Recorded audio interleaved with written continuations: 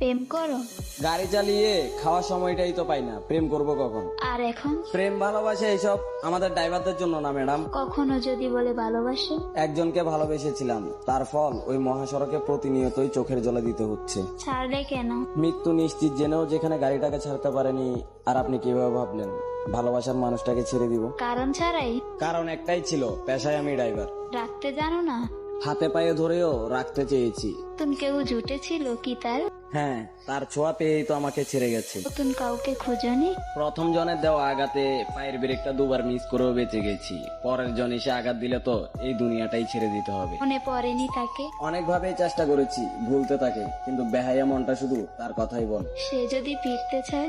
শত কষ্ট হলো অপমান করে তাড়িয়ে দিব তাকে, কারণ আমি যে চলে এসেছি মৃত্যুর খুব কাছে। আবার ভালোবাসবে তবে? আবার কি ভালোবাসবো, আজও তো তাকে নিজের চেয়েও বেশি ভালোবাসি। জীবন শেষ দেখছি। সে যেদিন চলে গেছে সেদিন থেকেই জ্যান্ত লাশে পরিণত হয়ে গেছি। এখন শুধু দেহ থেকে প্রাণটা যাওয়ার বাকি। তার জন্য মায়া হয় না?